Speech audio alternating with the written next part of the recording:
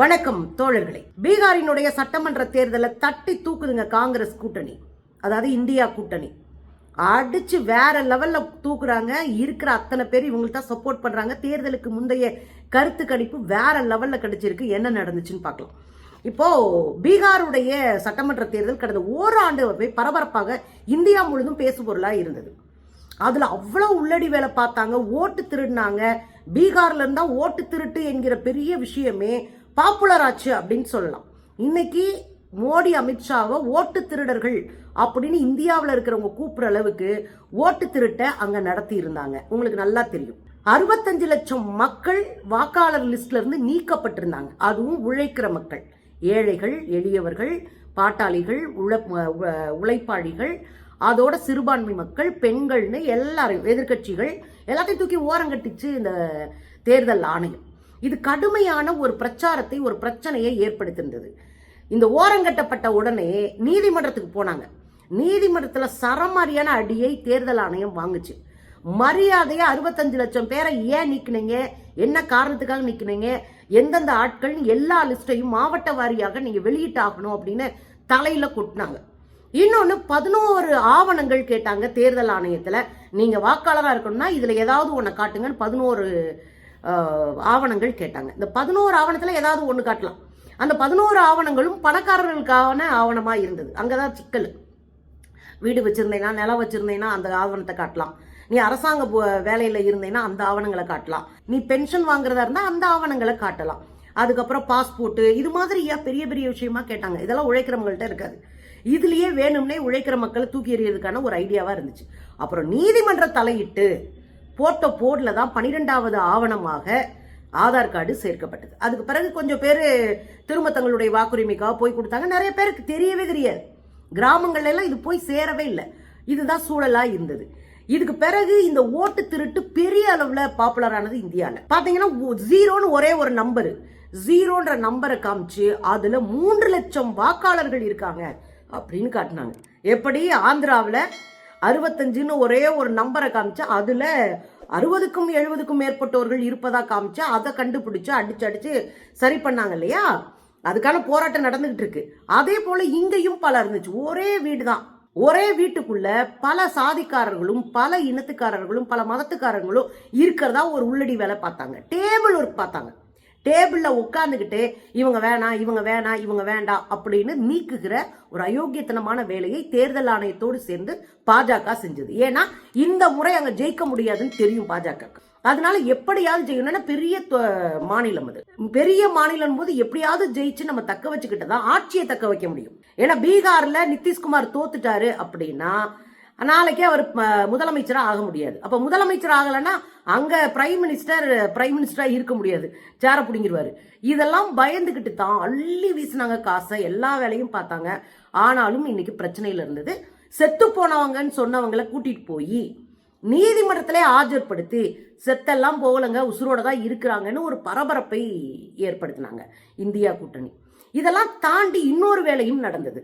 ராகுல் காந்தி ஓட்சோரிகளுக்கு எதிராக, ஓட்டு திருடர்களுக்கு எதிராக வாக்கு உரிமை யாத்ரா அப்படின்னு ஒரு யாத்திரை நடத்தினார். இந்த யாத்திரையில லட்சக்கணக்கான மக்கள், இளைஞர்கள், பொதுமக்கள் தன்னெழுச்சியாக உள்ள வந்து சேர்ந்துக்கிட்டாங்க. அது பெரிய பரபரப்பை ஏற்படுச்சு. இன்னொரு விஷயம் என்னன்னா, இந்தியா முழுவதும் இருக்கிற கூட்டணி கட்சிகளை, அதன் தலைவர்களை அழைத்து அங்க பேச வச்சாங்க. நம்முடைய முதலமைச்சர் ஸ்டாலின் அவர்கள் கூட அங்க போய் பேசி பெரிய வரவேற்பை பெற்று வந்தார். உடனே இவங்க என்ன பண்ணிட்டாங்க, சனாதனத்தை அழிக்கிறேன்னு சொன்ன ஸ்டாலினை கூப்பிட்டு வந்துட்டாங்கன்னா அந்த பக்கம் ஒரு இந்துத்துவ கருத்து திணிச்சு அதெல்லாம் மக்கள் கண்டுக்கவே இல்லை. இதுக்கு இடையில இன்னொன்னும் நடந்து போச்சு. வேலை வாய்ப்பை கேட்டு இளைஞர்கள், ஆசிரியர்கள், ஆசிரியர் தேர்வு எழுதியவர்கள் அத்தனை பேர் ரோட்டை மறிச்சு உட்கார்ந்துட்டாங்க. இதுல லட்சக்கணக்கில் மக்கள் கூட ஆரம்பிச்சிட்டாங்க. இதை பார்த்து கடுப்பான நிதிஷ்குமார் அடிச்சு விரட்டினார், காவல்துறையை வச்சு அடிச்சு விரட்டினாரு. இது ஒரு பெரிய மனக்கசப்பை அந்த மக்கள் மத்தியில ஏற்படுத்திருச்சு. அப்ப இளைஞர்கள் என்ன பண்றான் அப்படின்னா, கேள்வி கேட்கிறான். நீ சாமியை சொல்லிட்டு ஓசியில ஓட்டு வாங்கினதெல்லாம் ஒரு ஓரமா இருக்கட்டும், முதல்ல எனக்கு வேலையை கொடு, எனக்கு கல்வி கொடு, பொருளாதார தண்ணீரை கொடு என்று கேட்க ஆரம்பிச்ச உடனே பயங்கரமான தள்ளுமுள்ளாய் போய் இந்த பசங்களை அடிச்சு வெளுத்து அது ஒரு பெரிய பிரச்சனையாகி அரசு ஆட்டம் காணுகிற பிரச்சனையை கொண்டு போய் நிப்பாட்டுச்சு. இதெல்லாம் தாண்டி இன்னைக்கு என்ன நடந்துட்டு இருக்கு அப்படின்னா, இளைஞர்கள் வேலை கேட்டாங்கன்னு சொன்னேன்ல, இளைஞர்கள் பொருளாதார நிறைவு கேட்டாங்கன்னு சொன்னாங்களே, ஒரு பத்திரிகையாளர் போறாங்க, இனியெல்லாம் மதத்தை வச்சு அரசியல் பண்ண முடியாதுங்க, வேலை கொடு, பொருளாதார தன்னிறைவு கொடு, கல்வி கொடுன்னு கேட்க ஆரம்பிச்சிட்டாங்க பாருங்க. सरकार बोलते हैं कि रोजगार नहीं, रोजगार के लिए अति नहीं है, जगह नहीं है। आप बताइए विष्णु गया में बोध गया है பாத்தீங்களா? அப்போ இளைஞர்கள் தெளிவாயிட்டாங்க, ஜெட் தெளிவாயிட்டாங்க, போராட்டத்துக்கு தயாராயிட்டாங்க, ஆட்சியை திருப்பி தலைகீழா போடுறதுக்கு ரெடி ஆயிட்டாங்க. அதை நம்ம அங்க பாக்குறோம். இன்னொரு விஷயம் என்ன அப்படின்னு சொன்னா, கோடி மீடியாக்கள்ல தோல் உரிக்க ஆரம்பிச்சிருக்காங்க மக்கள். கோடி மீடியாக்கள்னா என்ன? மோடிக்கு ஜால்ரா அடிக்கிற மீடியாக்கள் கோடி மீடியாக்கள், மோடியின் மடியில் இருக்கிற மீடியாக்கள் என்று பொருள். இந்த கோடி மீடியாக்கள் இந்த மோடிக்கு எதிராக இருக்கிற மாநிலங்கள்ல ஏதாவது ஒரு பிரச்சனைனா 3 நாள் ஒல வச்சு பேசுவோம். மோடி குறுப்பு பாஜக ஆளக்கூடிய மாநிலங்கள்ல ஏதாவது ஒரு பிரச்சனை அப்படின்னா அதை கண்டுக்கவே மாட்டான். அதை பத்தி பிரச்சாரம் இருக்காது, அதை பத்தி விவாதங்கள் இருக்காது, எதுவுமே இருக்காது. தமிழ்நாட்டை பத்தி மட்டும் பல விஷயங்களை எடுத்து 4 நாள் 5 நாள் அப்படியே பயங்கரமா பேசிட்டு இருக்கிற கூட்டத்தை நம்ம பாக்குறோம். இந்த கோடி மீடியாக்களை இன்றைக்கு மக்கள் அடிக்க ஆரம்பிச்சிட்டாங்க. ஏற்கனவே அடிச்சுட்டு தான் இருக்கிறாங்க.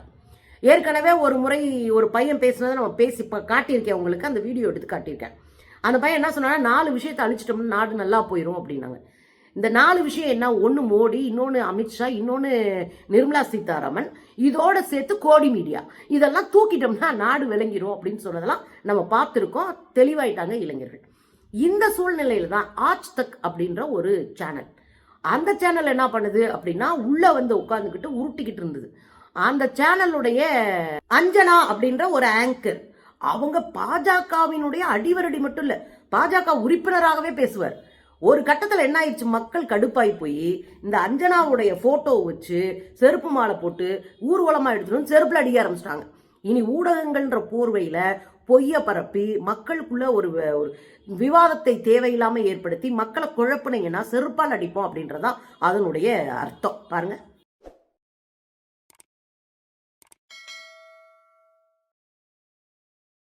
இப்ப புரியுதுங்களா உங்களுக்கு? மக்கள் தெளிவடைஞ்சிட்டாங்க. இந்த சூழ்நிலையில தான் வர நவம்பர் 6ஆம் தேதியும் 11ஆம் தேதியும் என்று 2 கட்டமாக இங்க பீகாருடைய தேர்தல் நடக்க போகுதுங்க. இந்த பீகாருடைய தேர்தல் நடக்கிறதுனாலயே அங்க பரபரப்பா அள்ளி வீசுறாங்க. உங்களுக்கு 2500 ரூபா கொடுப்பேன், வேலை வேணும், வேலை வேணுமா, நீங்க தொழில் ஆரம்பிக்கணுமா, பெண்கள் ஒரு அப்ளிகேஷன் கொடுத்தா போதும், 10,000 ரூபாய் முதல் தவணையா கொடுப்போம், அப்புறம் 6 மாசம் கழிச்சு பொழைச்சு கிடந்தா உங்களுக்கு 2 லட்சம் கொடுக்கறதுக்கு நாங்கள் ஏற்பாடு பண்றோம் அப்படின்னு ஒரு அள்ளி விட்டு, இது மாதிரி பளபளப்பான விஷயங்கள் எல்லாம் அள்ளி விட்டுருக்காரு நம்ம நிதிஷ்குமார் யாதவ். பெண்களுக்கு முதல்ல 10,000 கொடுத்துட்டோமோ ஓட்டு போட்டுருவாங்க அப்படின்னு ஒரு நம்பிக்கை. பெண்களுக்கு 36%, 35% அரசு வேலை வாய்ப்புல முன்னுரிமை கொடுப்போம் அப்படின்றாங்க. ஆனா வீட்டுக்கு ஒரு வேலை அப்படின்னு இந்தியா கூட்டணி சொல்லியிருக்கு. அரசு வேலையை வீட்டுக்கு ஒரு ஆளுக்கு கொடுப்போம் அப்படின்னு மாறி மாறி பயங்கரமான தேர்தல் வாக்குறுதிகளை அள்ளி வீசிட்டு இருக்கிறாங்க. ஆனால் மாற்றம் வேணும் என்று மக்கள் விரும்ப ஆரம்பிச்சிட்டாங்க. இந்த இடத்துலதான் சி ஓட்டர்ஸ் என்கிற ஒரு அமைப்பு இந்த தேர்தலுக்கு முந்தைய கருத்து கணிப்பை நிகழ்த்தி இருக்கிறாங்க. சி ஓட்டர்ஸ் உங்களுக்கு ரொம்ப நல்லா தெரியும். 2024 நாடாளுமன்ற தேர்தலில் கரெக்டா கணிச்ச ஒரு நிறுவனம் தான் சி ஓட்டர்ஸ் நிறுவனம். அவங்க என்ன சொன்னாங்க, 240 தொகுதிக்கு மேல பாஜக போகாது. அவங்க 400 சொல்லிட்டு இருந்தாங்க. அப்ப 240க்கு மேல போகாதுன்னு சொல்லி கரெக்டா சொன்ன ஒரே மீடியா அதுதான்.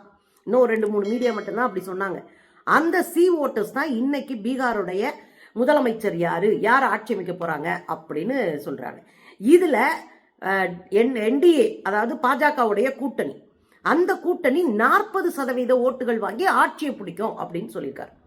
நாடாது 40%, ஆனா 39% பிடிச்சு 2வது இடத்துக்கு வருமா. இந்த 1% போற போக்குல மாத்தலாம், கள்ள நிலவரத்தை போற போக்கு மாத்தலாம். ஏன்னா 245 சொன்னாங்க, 240 கிடைச்சு, இது மாத்தலாம். இன்னொன்னு கரெக்டா நின்று அடிச்சு ஆடினோம்னா நிச்சயமா களத்தை மாத்தி விட்டுலாம். இன்னொன்னு அதிர்ச்சிகரமான இன்னொரு கேள்வியும் கேட்டிருந்தாங்க. இப்ப கள நிலவரத்துல 3வது இடத்துல 13.9% வாக்குகள்ல பிரசாந்த் கிஷோர் இருக்காரு.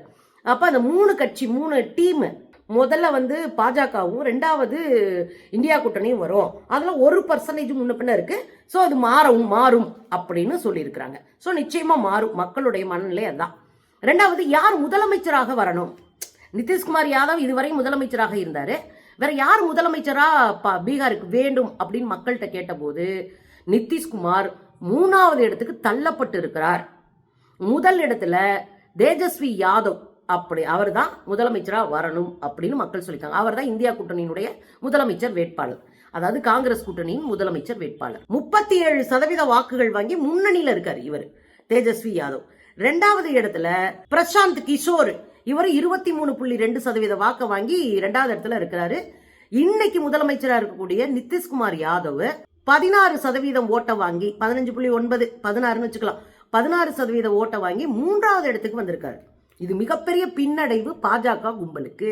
யார் வந்தால் பீகாரை காப்பாற்றலாம் அப்படின்னு ஒரு கேள்வி கேட்டப்போ இந்தியா கூட்டணி தான் பீகாரை காப்பாற்ற முடியும் அப்படின்னு மக்கள் சொல்லியிருக்கிறாங்க.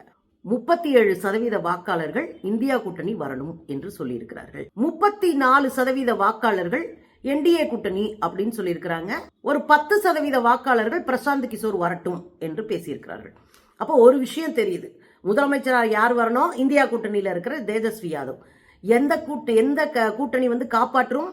இந்தியா கூட்டணி காப்பாற்றும். இதுல முதலமைச்சரா வெல்லுகிறவர்கள் யாரா இருக்கிறாங்க? என்டிஏல 1% முன்னாடி இருக்கிறத காட்டுறாங்க. இது அப்படியே கரெக்டா நடந்துரும் அப்படின்னா இல்லை. அப்போ ஒரு விஷயம் புரியுதுங்க, பீகார் தேர்தல் மாற்றத்தை நோக்கிய தேர்தலா இருக்கு, அறிவு சார்ந்த தேர்தலா இருக்கு, மக்கள் விழிப்படைந்த தேர்தலா இருக்கு. மாற்றம்ன்ற எப்படி தெரியுங்களா? கல்வியை புறக்கணிச்சு, வேலை வாய்ப்பை புறக்கணிச்சு மக்களை நிர்கதியாக நிற்க வைக்கிற போது ஒரு மாற்றம் வரும். அந்த மாற்றத்தை நோக்கி பீகார் போகுது. நல்லா இருக்கிற மாநிலத்தை நாசமாக்குறதுன்னு ஒரு மாற்றத்தை பத்தி பேசுவாங்க.